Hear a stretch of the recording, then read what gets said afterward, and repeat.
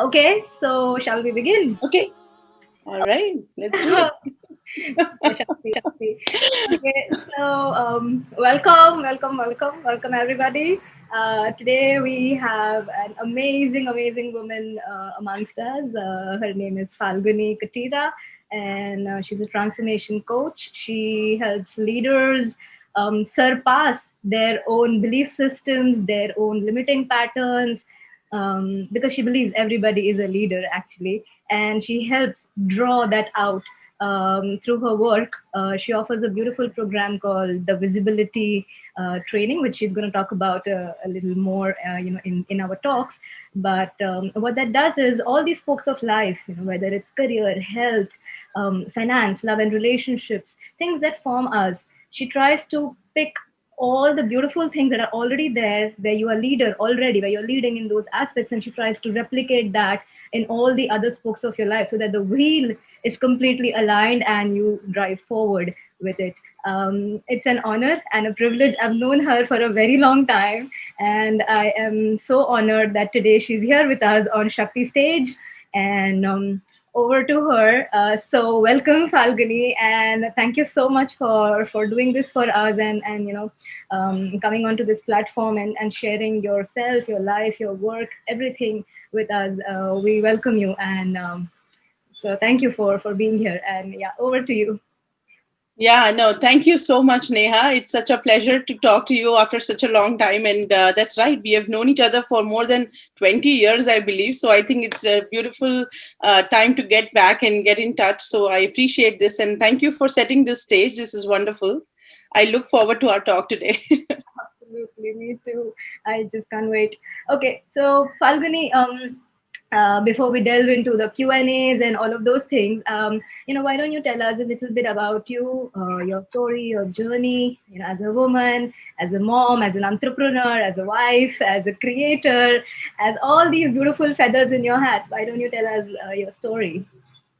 Absolutely. Life's changed a lot, Neha, since we last met. So there's a lot to catch up on in that sense. Yeah. So I have my education is in advertising and marketing, and that's what my passion was. At least that's what I believe for a really long time. And I continue to kind of do my journey and complete my education and get into an advertising and marketing firm, and I just continue to work. So I started building my professional career in that sense much until I got married and I came to the US with my husband. And then everything was at a standstill because I was not able to immediately start working due to different visa status and things like that. So I was not able to work. I didn't know anybody in this country, and I'm talking about 2005 when I got married and came here. I Mhm. didn't know anybody in this country except for this one man whom I was married to, and that's it. Like literally nobody else. So it was an interesting start to my journey. And once I to my journey in the US, and then once I was settling down, I started to understand what do I really want to do, how do I want to shape my life, because I was not used to not having people around me, not knowing anybody. I'm a very social person, so it was a little bit of a different way of life.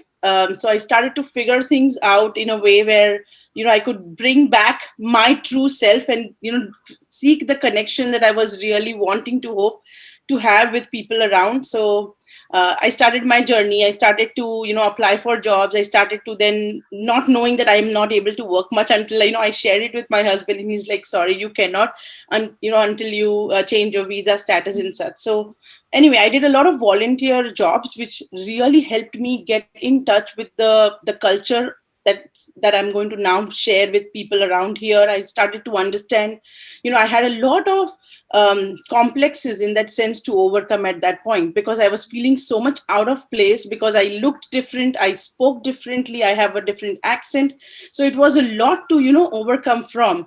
And I was talking to somebody this morning, and I was just sharing that when we live in our home country, it is such a beautiful place to be of course, right, with our family, with our friends and such. Comfort But zone. at times when you come out of it, you realize how numbing that was. You are not really, you're in an echo chamber and you don't really know what the world is outside, and nobody is really going to be the same to you as your echo chamber is. So it was a big change for me in that sense. And once I really came to know that, okay, there are a lot of myths that needs to be busted in my own head, Right. I started to make those connections with people, and it started to just grow in me that life is much beyond, you know just the little bit that I knew of. So that's where the growth started. But there were many challenges that actually came about, but the biggest one, the most pivotal one that changed my life and changed the way I am today and what I am doing today especially, is when I was trying to become a mother. And that was the time when a lot of things, I had a lot of I had built a lot of notions around what life should be, how it should be. I thought that coming to US and looking at these differences is the only change that I'm going to see. And then something more happened in terms of workplace. You deal with racism, you deal with a lot of things when you are in a foreign country. So it comes kind of with it. So I was thinking, this is it, and it cannot get any worse than that. And then you keep on thinking like that, right? And life keeps on surprising you, which is fine. But so at that point, I was thinking that everything else is solvable, it's all not a problem, those things can be overcome. But the things where you have very little control over, it was a reality check for me. There are certain things that you cannot solve for, you cannot solve for, so you have to accept them. That's where I started to understand the magic of acceptance. It is really important for us to accept the things the way things are in life, accept life in itself. First of all, we live so much. I lived about 28 years in life not knowing what acceptance is or where even I was headed. We think about short term goals in that sense. I want to get a job, like, I want to become a manager, I want to become a VP. Really, is that all that you really seek in life? And those kind of questions, those existential questions, started to creep in my head so bad, because professionally I had figured it out. I was really having a great job. If you were to look outside in, you would think you have everything. But Right. for me, I was experiencing the biggest lack in my life at that point, right? Because I was trying and there was nothing working out. And how much ever we think, Neha, that there are certain times in life, certain experiences that make you feel that you've kind of sort of hit the rock bottom, right? Right. So that was that time for me, because it meant so much for me to be a parent, to become a mother, and to really experience that whole process. So while I was going through all of that, I got the chance. And when you look back in life, it's always the best thing to do, because then it becomes it becomes your, I think all the puzzles start settling down and you realize, oh, this is what God's plan was, or this is why those things happened to me, for me to enjoy the today that I'm experiencing, right? So now I have absolutely no problems with everything that I've dealt with. I would, absolutely take it all over again, just because it's taught me so much, So that was the time.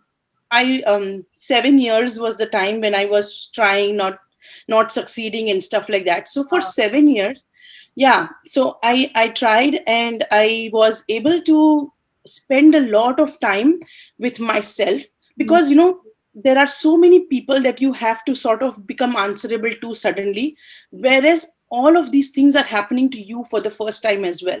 So there is no mercy in that sense from people that apparently love you, people that apparently know you, care for you in that sense. Right. So then it started to really become a question of how are you going to handle all of those people, and how are you going to save your mind? Because ultimately that's where it comes down to. Even though in this country we were so far from everybody, it was just me and my husband, but it was taking a toll on our relationship too, right? We were also kind of going through things that we can say to each other, that we cannot say to each other, that we were avoiding to say to each other, and so on. So it kind of takes a toll. Right. So with that, there was a lot of growth that happened. That is why this whole change, this whole churn, I think I had always, even when I was a kid, I had dreamt of really being the best mother, and really doing this while I'll be pregnant, because I'd heard a lot of things. I have a very spiritual background. My family is very spiritual. So that thought that when you're pregnant with the kid, you can start training the kid when the kid is in your in your womb, and you can teach it things, and those kind of things. So I'd always dreamt of that. So the fact that it was becoming more and more elusive for me was frightening. Like, oh, it will never happen, kind of a thing.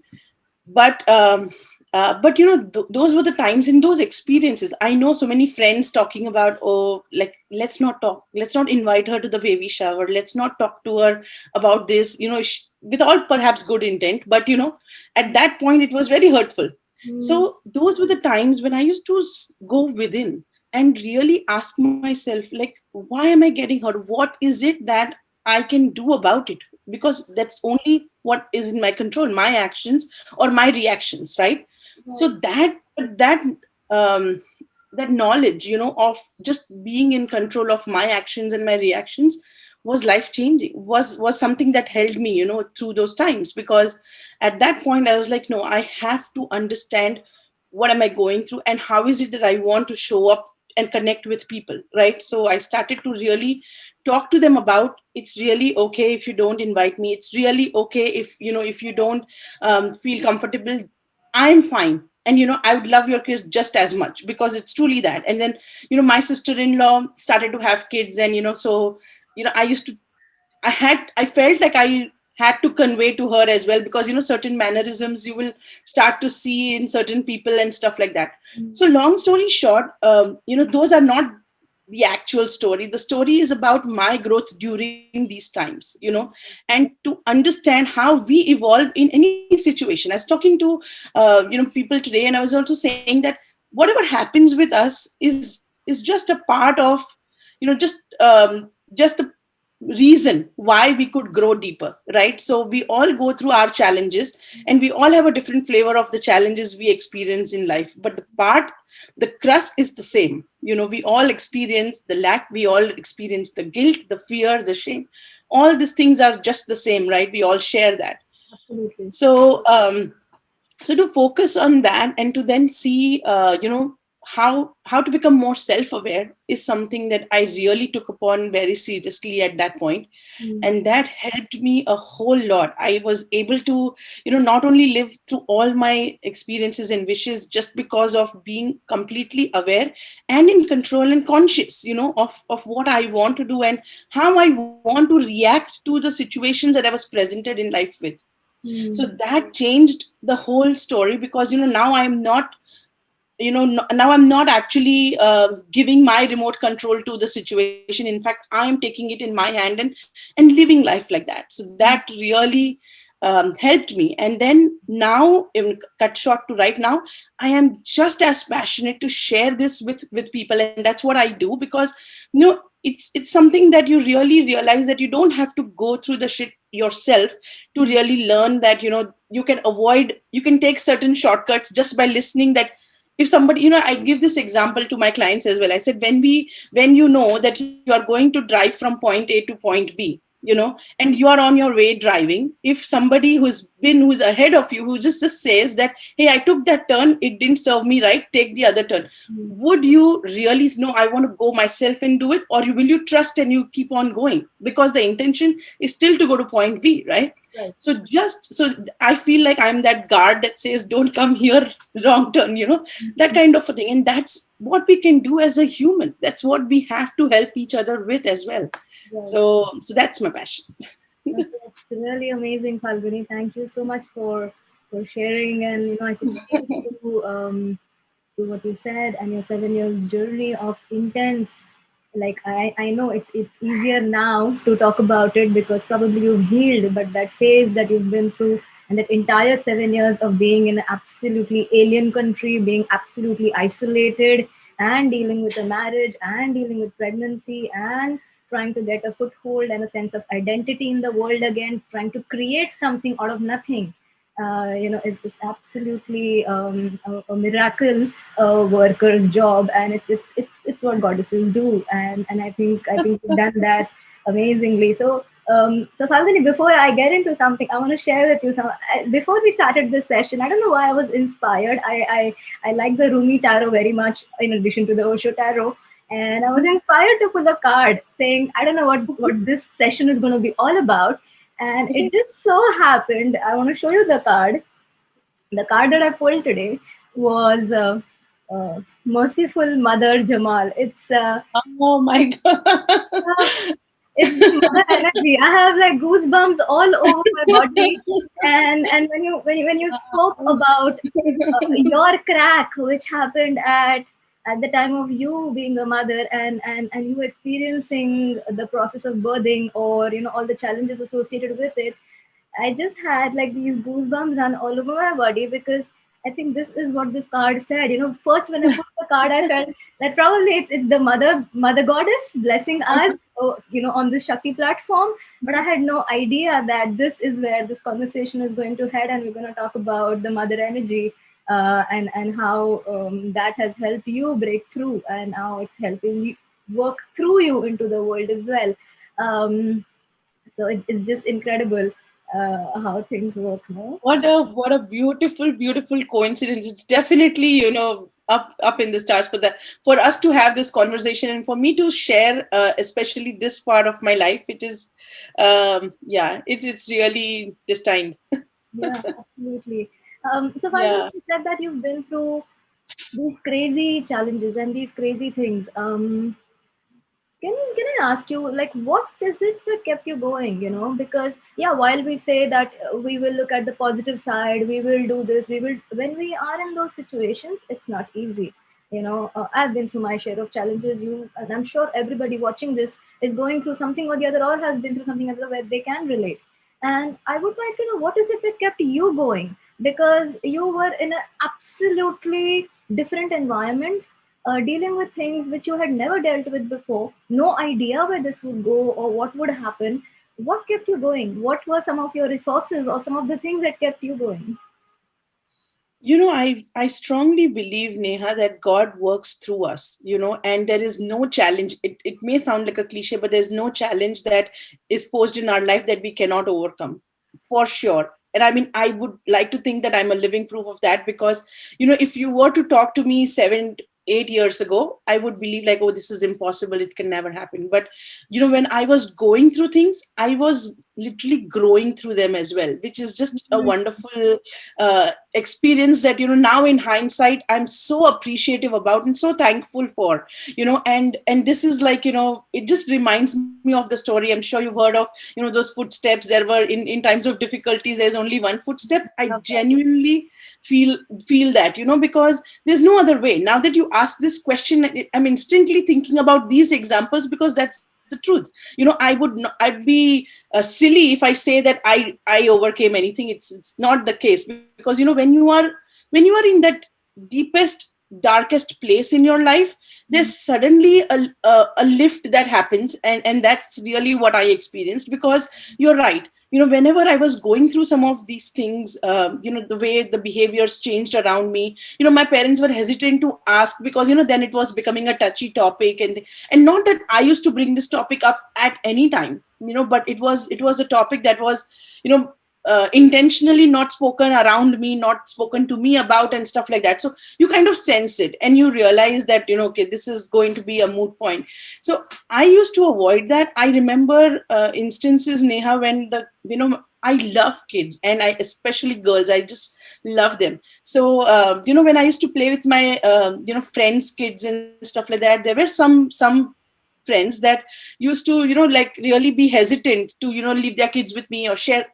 You go through some of those things, and right now I'm only laughing, about those instances. But at that point, I was like, the things we as mothers go through, I had a lot of compassion for them. Of course, I never had any other intent, but just to see that, they are also wanting to come from a good place and be protective for their kids, which is fair. And you want to give them that benefit of doubt. But for me as a person, I was really, feeling hurt and feeling the lack even more because of all of these things that was going on. So and I definitely I'm a meditator. I pray. So that was my strength. That's where I used to draw that strength from, because I used to offload. I remember meditating, crying. I remember praying for hours together, and praying in the sense conversationally, just telling that it's your problem, you deal with it. Why are letting me go through? It was just those kind of moments where you where you talk to God, and you just help you out. And truly, that is what really. And did he help me out or what? I mean, he genuinely did. So that was the whole experience. And then it didn't stop there, Neha. When you think that when the first time I got the pregnancy, this thing to be a yes, like I was pregnant, the result came out positive. Oh my God, the joy around was just, it was just crazy. Everybody was very happy. And then I was also, of course, very, very happy, thrilled, and all of that. Only to go up to 6 months to actually lose the baby then. And so that was like, I was like, okay, now this is the lowest low. I don't know what will happen. So we kept. And then my parents were, of course, I'm just very, very protective, and very very much caring for my parents, because I don't have any brothers. And I'm the oldest of three sisters that we are. So I just take it as a responsibility of mine to just protect them emotionally, because I don't, and I know that they will get more affected. So I had to kind of swallow my own pain, so that they can be not affected. So I used to say things like, oh, it's really okay, and it's that, and stuff like that. But it was difficult to go through that, and experience that in life. But then I was like, it's okay, let's just keep a positive thing going, just because if it was so worse, and if it was so bad, then I wouldn't be here. I'm alive, I'm still kicking. So that's the proof that I should keep on going, right? So that was the reminder that helped me, that worked for me. And I was always, very spiritually inclined again. And so that's why my spiritual master used to always just, help me with, coming back to life, and bringing that sort of an optimism, a positivity in myself that helped me kept going, right? Second time, of all things, I had an ectopic pregnancy, so I had to get rid of one of my tube. I was like, okay, this is now getting from worse to even back to worse, and then worse. So I'm like, okay, I don't know what is happening. So we go through all of that. We don't tell anybody, because there's no point. So we don't tell anybody, right? We just go through it. And then oh, by the way, from not being able to get pregnant, now my problem flipped to staying pregnant. I was getting pregnant like that, but then to stay pregnant was getting a challenge.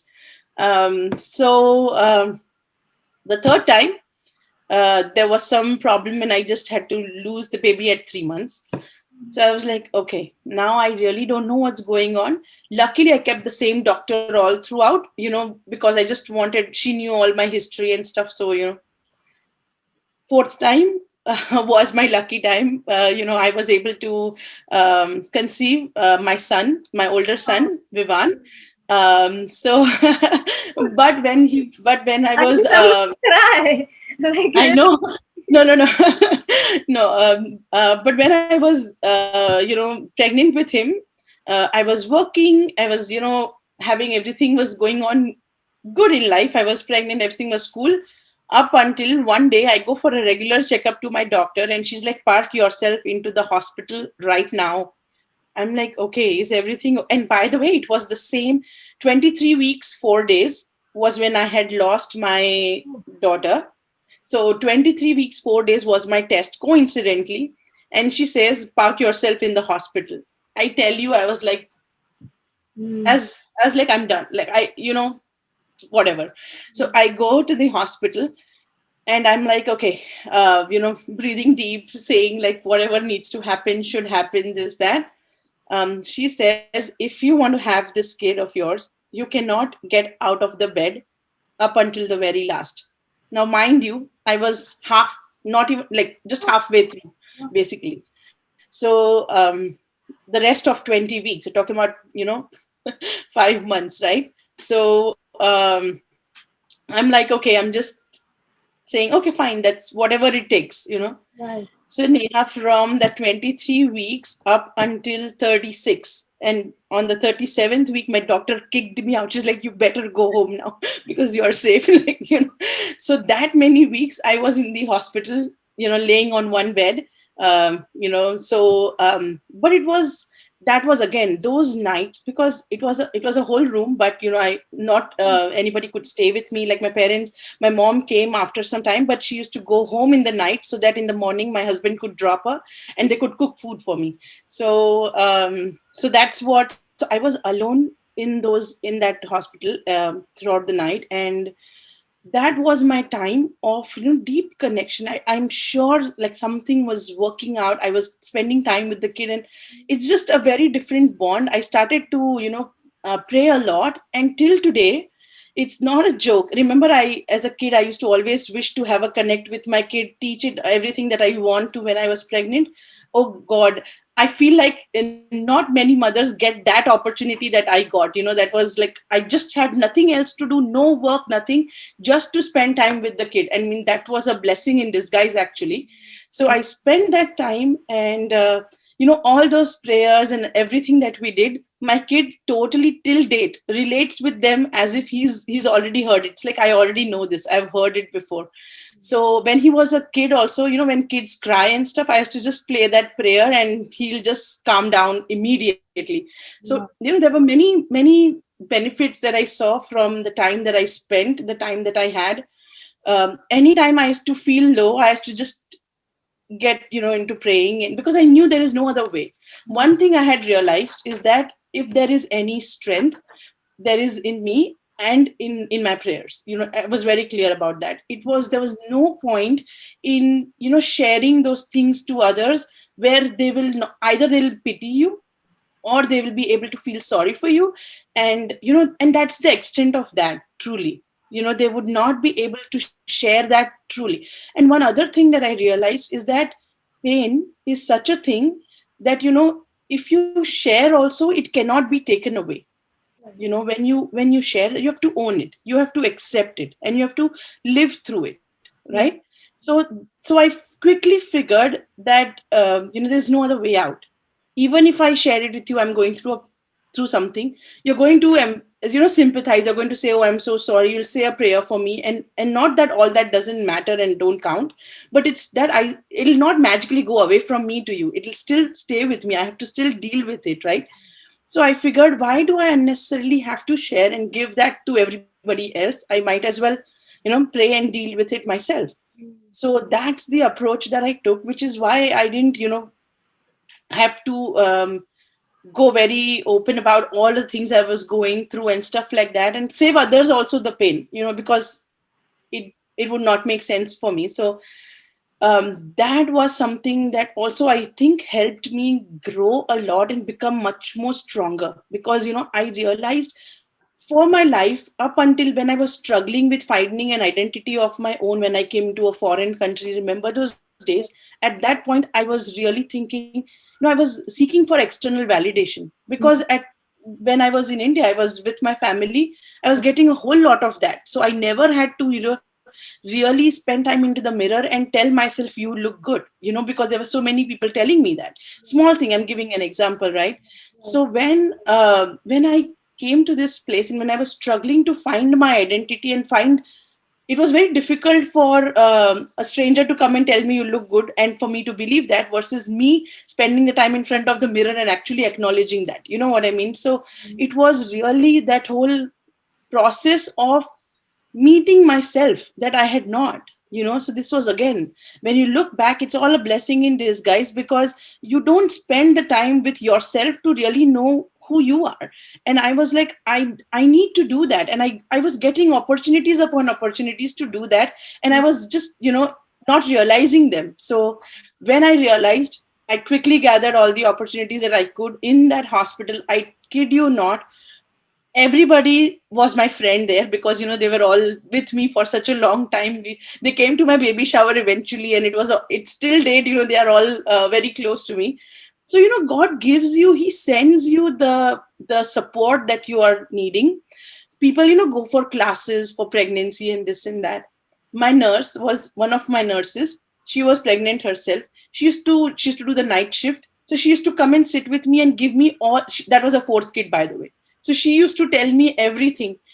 Talk about doing classes, talk about whatever, you would think that you would want to do in an ideal thing. Everything was happening for me. On platter. Everything. Yeah. So it was, it was such a blessing in that sense.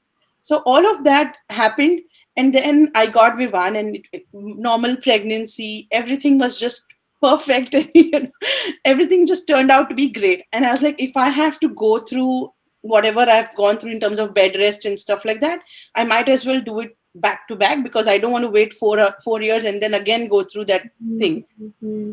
So yeah, we got the second time I got pregnant immediately, and then I had my son, and my doctor was double careful for me because I was high risk anyway.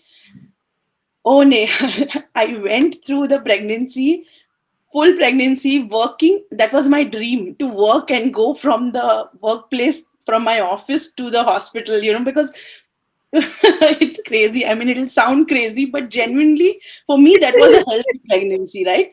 So I really wanted that. I wanted to take those, pregnancy photo shoots and things like that, which I was not able to do during Vivaan. So Vivan. anyway, but that was not important, but that was my wish Yeah. inside of me.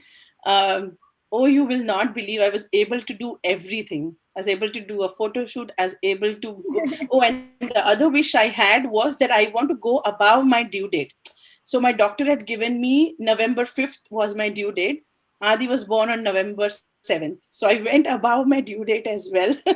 And I was induced. It was all these things that you think of. What I'm trying to say now is that, you know, God will fulfill all of our wishes only if we trust Him to allow, or allow Him to do His work, and not get into the middle. I think this whole experience of mine in terms of pregnancy has been an example, for a live example for me, that He's there, He exists, and He listens, and all those conversations that I was having, somebody was listening, because all these things, for me to experience the kind of second pregnancy, Adi's pregnancy, that I've experienced, from losing that first kid, remember, at that, and then going through the ectopic, and whatever I have gone through, to have like this finale was like rocking. I'm like, done. Now I can call it a day. I'm done.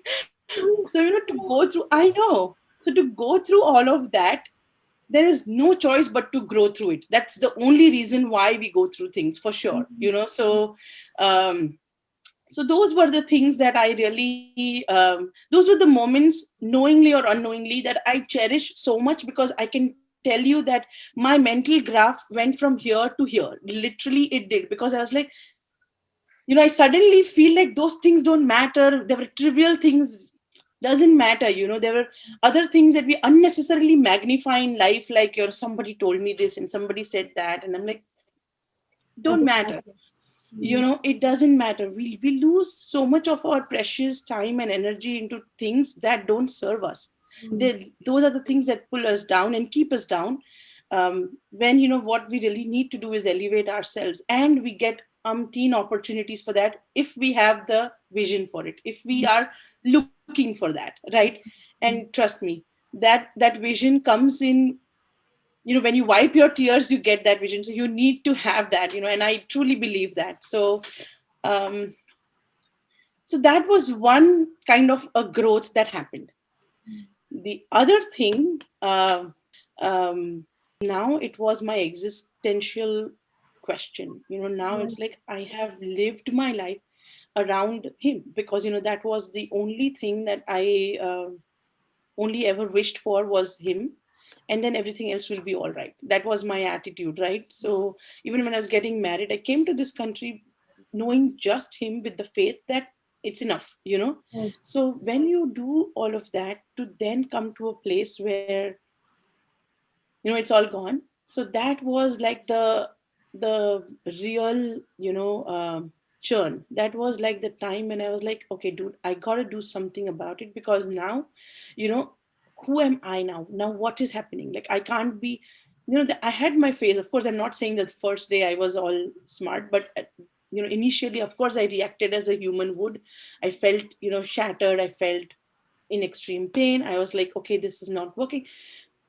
You won't believe, Neha, the point that I'm trying to put across and why I share this is that, you know, you find this energy within you that you never know you have, right?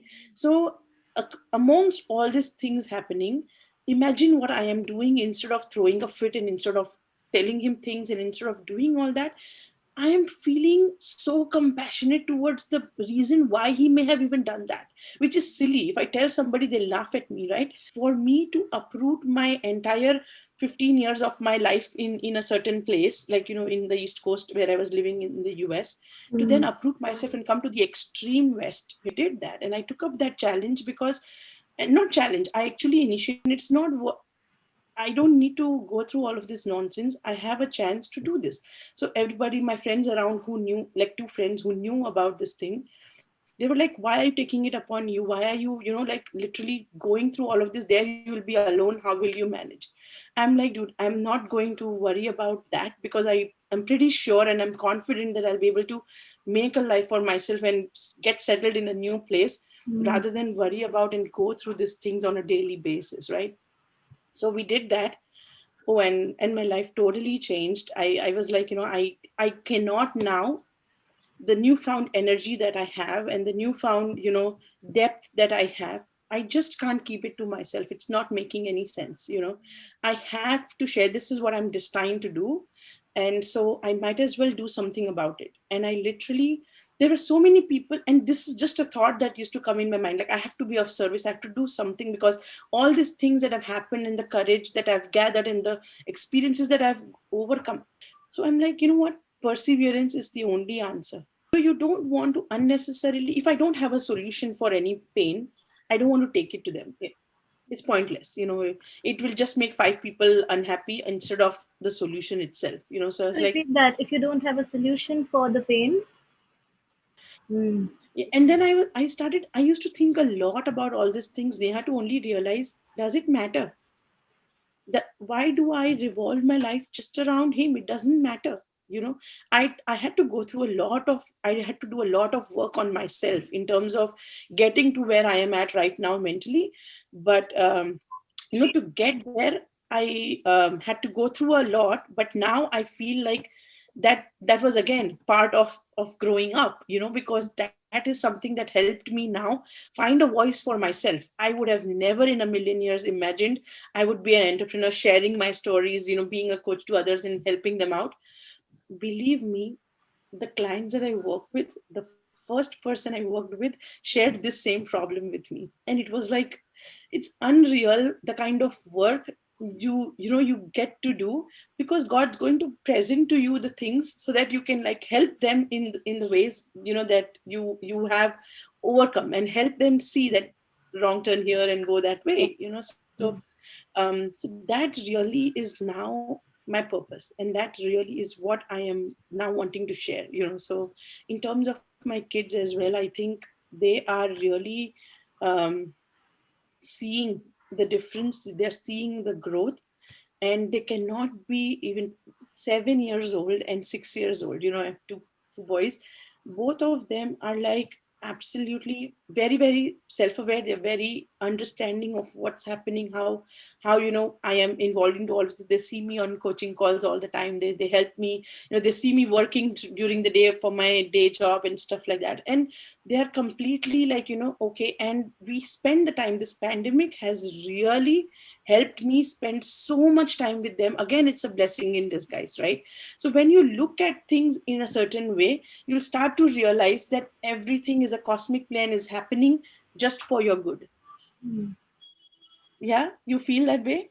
Absolutely. No, I'm with you. And I love what you said, that it really touched me and that touched my heart very deeply, what you said. And I'm sure other women have also heard it and it's gone deep down. It's a seed that you've planted knowingly, unknowingly, I don't know, but you've planted a seed in my heart for sure when you said that you don't go through things, you grow through them.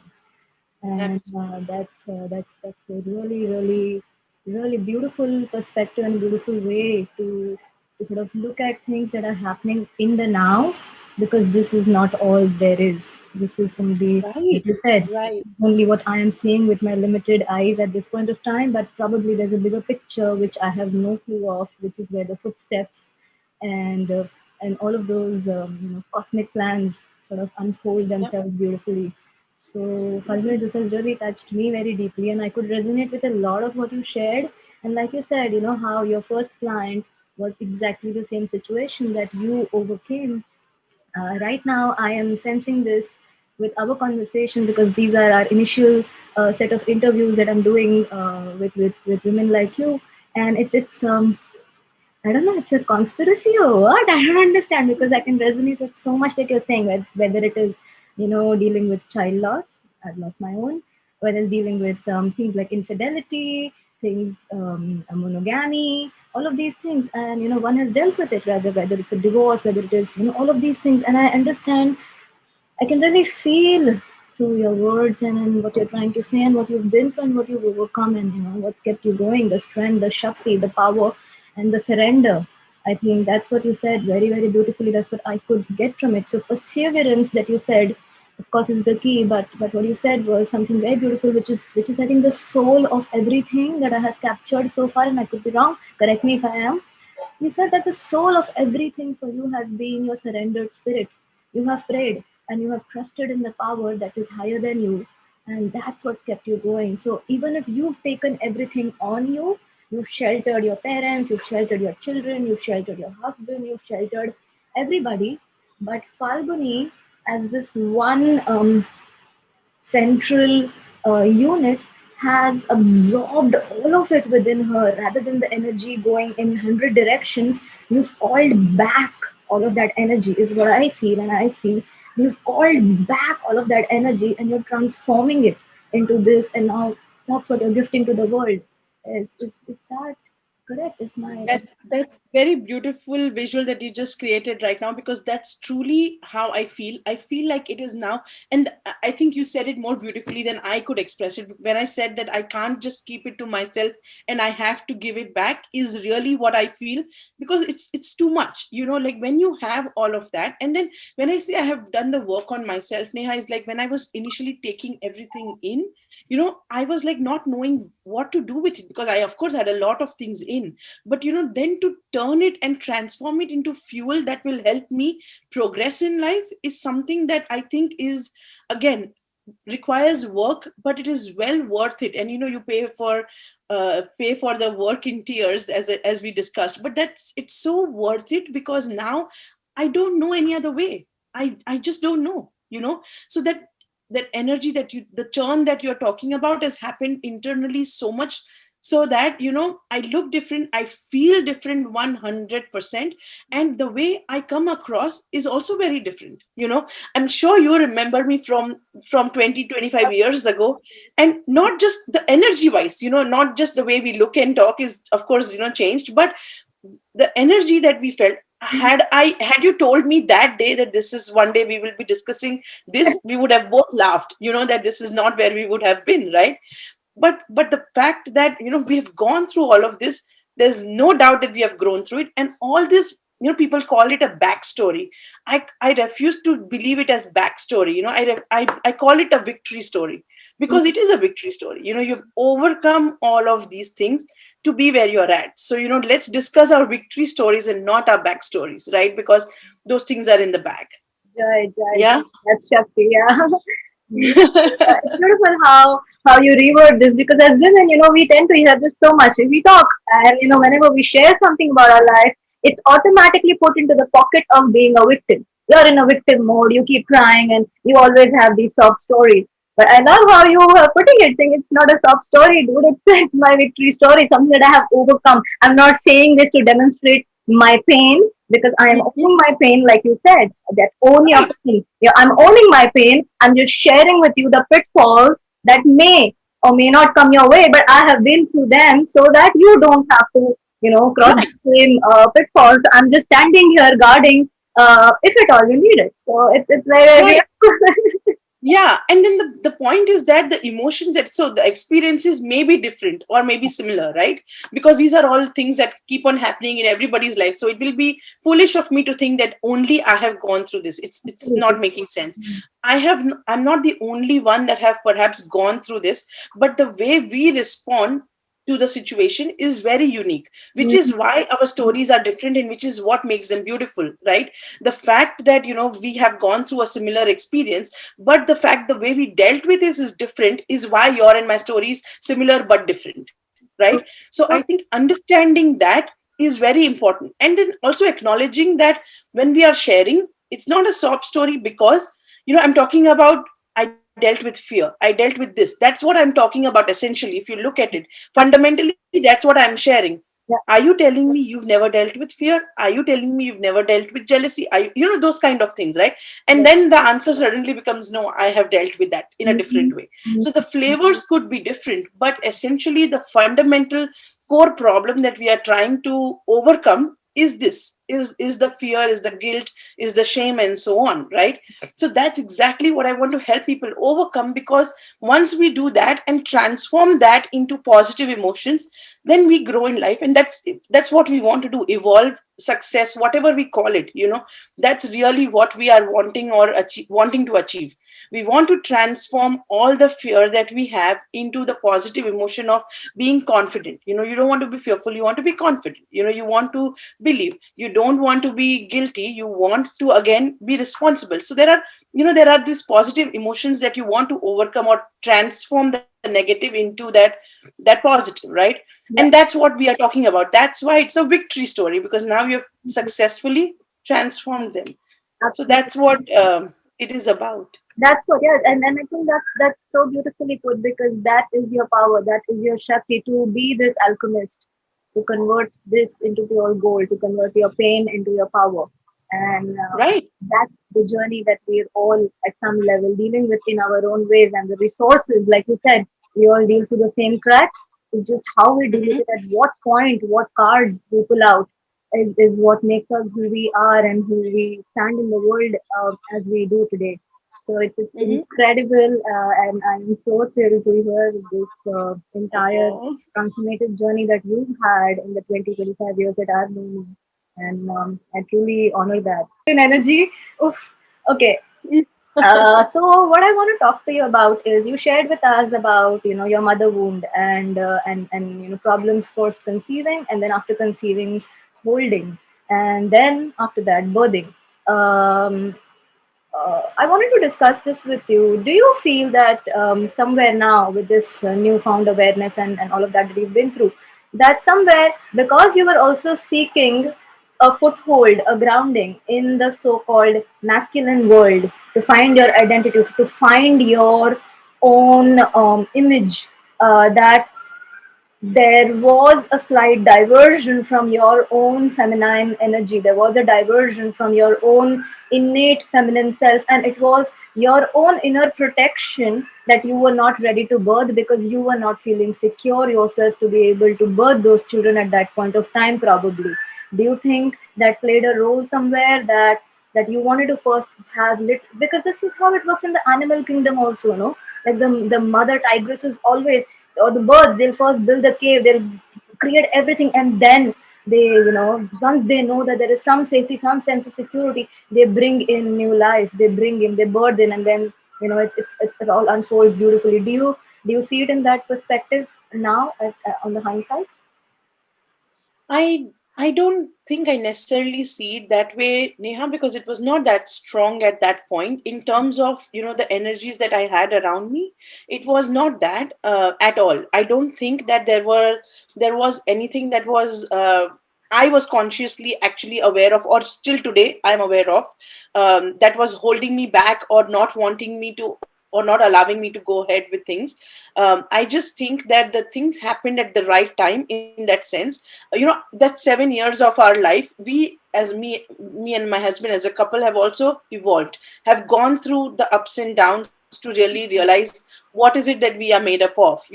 And at that point again, I think there was also a way of God to let us just continue with the relationship, because then these problems started to become trivial because the motherhood challenge was a bigger one than that. Then when the motherhood challenge was solved, then the other challenge came about. So you have to go through these things, and God literally sequenced it. He didn't give it to me all at once, which is again I'm thankful for. So there are many positive ways to look at things. And I think that time, that 7 years of our life, I think we kind of build our relationship to a place where I was not worried about it at all while I was going through this challenge, right? So I think God helps you in that sense as well. And I don't particularly myself think that there was any such resistance or any such uh, thing that I had to be worried about or be protective about that I was not able to conceive or hold. Right. Okay. Okay. So thanks for sharing that. Okay, Falguni, can you tell us a little bit about this visibility program? Like, what is this program? What do you offer? Yeah, definitely. So, with the background that we just discussed right now, I think it just makes more sense to really understand what visibility means. For me, visibility is the ability to be seen and be heard. And that's what we normally in a professional corporate world we refer to visibility as being seen, so that you are the next one up for promotion and stuff like that. For me, what I really want to bring to attention is that visibility means being seen and being heard. But my question starts from, have you seen yourself and do you hear yourself first? Because if you don't hear yourself and see yourself, how are you able to going to then relate to others? And when you hear the problem that they don't understand me, are you do you even see me, all those things just become unimportant when others say it, because my question directly comes to, do you see yourself? And that's where the self awareness piece Mm, comes into play. mm, So this is my transformation self awareness driven program, the visibility program, where we discuss. So I have built a framework of my own, and it's a 16-week program where we get into four different sections of our personality, like four different, if you will, the wheels, of how we are going to then bring about the transformation essentially. So it is the attention phase. In the first phase is the attention phase of the program, where we go knee deep into who we are. We dive deep into our limiting beliefs, into our triggers, into our beliefs. We get real and understand what our strengths are and stuff like that. So that's about, who am I? That's what we discuss in that attention phase. mm, And then we go to the intention phase, where we then understand, what do I want? Then you are, once you clearly know who you are, then you can understand, okay, now what do I want? What is my new intention? Now that I know this, where right. can I go? What do I need to do in life? So now then you talk about, who can I become, right? So you talk about that in the intention phase. We discuss a whole lot of things there, Right. and we work on that. Then we move on to the manifestation phase, because what is intention without actually manifesting it, right? So you get into action mode, and then you understand, how do I do it? So that's what we tackle into that phase. And then once you have manifested things, then you get into the expansion phase, where how can I continue to grow? Because you don't need to stop to point B. You have Mm, to continue to grow, and it's a vicious circle. So that's what it is. It's a circle with these four phases.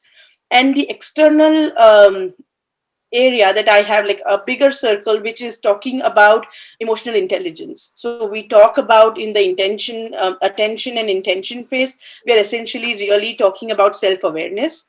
Then we are moving on to the cusp of intention and manifestation, where we are talking about self management. mm, How do we manage ourselves so that we can achieve and manifest the things that we want to. Then we talk about building relationships, so relationship management, and then social awareness. How do we relate to the world outside? right. Now that we have this understanding of who we are, how do we relate to the world outside? And all of this, that is emotionally, it's an emotionally intelligent way of dealing with things and relating with people. So again, it's an EQ loaded, program, where you gain all these emotional intelligence skills as well. Right. But my biggest hook is, like, what we talk about IQ a lot, we Mm, talk about EQ nowadays a lot. I am here to talk about AQ, which is awareness quotient. What is our awareness quotient? Because we talk about, so I don't know, someday it came into my head and I'm like, yeah, let's talk about that. We never talk about that. So, So that's what you'll see on my website and The everywhere. And if you A-OK syndrome. so what is your awareness quotient? And so that's what we discussed. That's it's an interactive program. It's fully online, and yeah, Wow. that's what I do. Wow, wow, wow. So that's amazing. So you said that it's a 16-week program, and you start with attention, which is who am I? You bring the attention. Then you said the intention, where do I want to go from here? You get into manifesting that which you really want from this space of today. And then what's the overall growth, and how do you emotionally hold yourself through the entire process of activating your own sensors or antennas of emotional intelligence, and then obviously all of this peppered with awareness. I think it's an incredible program, Falguni, that you've built. I think I'm going to sign up for it for sure and jump into it. It sounds Yeah, immersive, and no matter how many times you do this, there's always something new, because as you grow, this is what I've experienced. There's a course that I keep doing, being a woman, in the Osho commune many times with one of my mentors who will be on this platform soon. And each time I've done that program, something new I have discovered about myself, which I did not in the last session.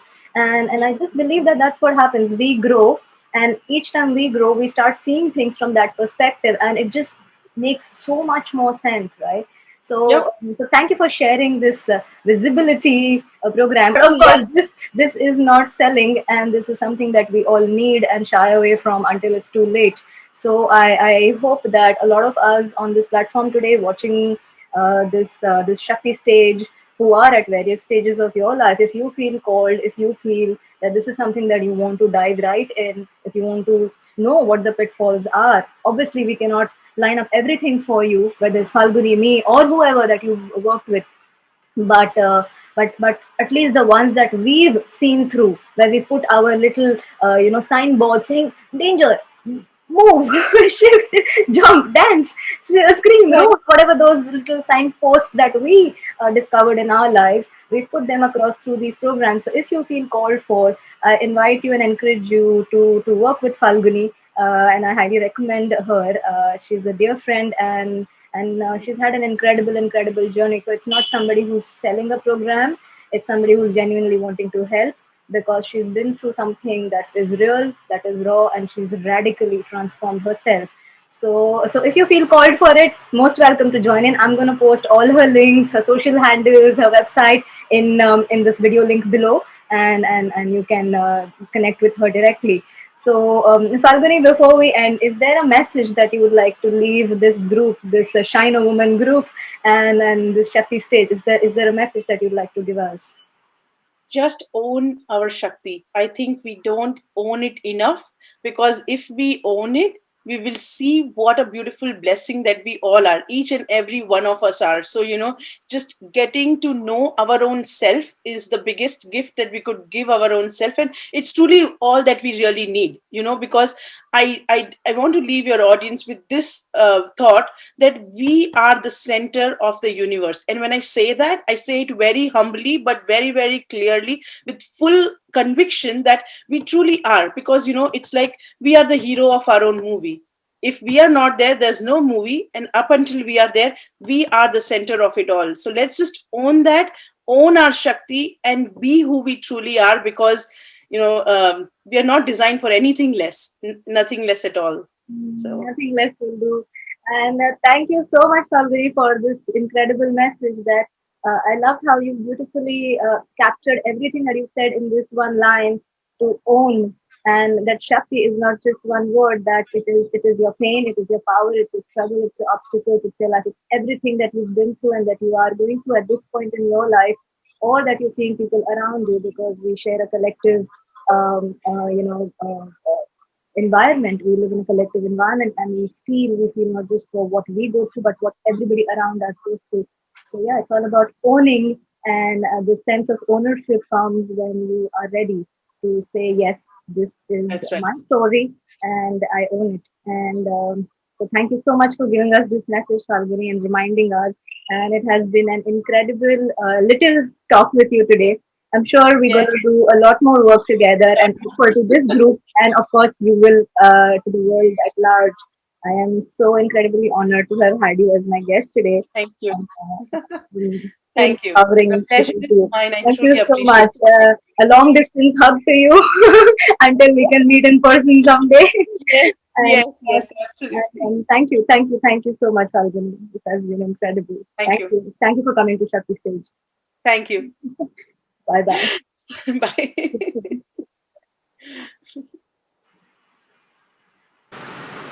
So, friends, we just met with a beautiful friend Falguni, who shared her life story and her lessons, her message, her blessings, her prayers, her tears, her joy, who shared herself with us so beautifully and opened her own heart to all of us, um, welcoming her in our heart spaces and being grateful to the energy that she got here in this circle of all of us that shine a woman and onto this Shakti stage. I hope there was something in there for you. Do connect with us. Tell us if something touched you, if there's something that you would like to add to, or if there is a sliver from what the Falguni said that resonates with you in any way. We'd love to hear from you, and this is not about me or her or any one of us sharing. It's like I said, it's collective. It's all of us at some level resonating and dealing with the exact same things in our lives. Um, the makeup could be different, but the outlook could be different, but the underlying current is just the same. So feeling onto that energy and welcoming what Falguni shared with us and the beautiful mother energy, not just the biological mother, but the cosmic mother that holds us all, that guides us all. Just inviting that energy into all our lives and invoking her in all aspects um, of all our spokes of the wheel that we churn in this life. Um, like we shared in Falguni's recording, the card that came up was amazingly the merciful Mother Jamal. I'm going to share some pictures of what that reading is from the Rumi Tarot quote along with this video on our platform. But I just wanted to share as a closing ritual a small practice if you feel called for. Me and Falguni, we both invite you to join us in this moment wherever you are, at whatever point, day, night, life. We invite you to try this little ritual and see if your heart feels called for it. So I'm going to read out from the Rumi book for all of us, and you can listen to it and then and do it at your own pace in your own way with your own words as you feel called to. Yeah. So I'm going to read out from this little Rumi book the sacred honoring ritual for this particular card invoking the mother energy in all our lives. The ritual says, with a hand on your heart, say it in your own words. I call upon Jamal, the mother of mercy, upon Rumi, who loves me unconditionally, and ask for your grace, intervention, and blessings now in all matters of my life. I accept the help of the great universal compassion seeking to bestow itself upon me in all aspects of my life now. Thank you, thank you, thank you. If there's any particular issue with which you are struggling at this point in your life, or you may like to speak of that specifically for a few moments in your prayer, and when you're ready, rest both your hands on your heart for as long as you feel good, and you would have completed your sacred honoring ritual. So that's it from me on the Shakti stage today. I am going to see you soon with another incredible woman in the next set of interview. So until we meet again, all my love to you, and may Shakti guide your way. Thank you, thank you, thank you.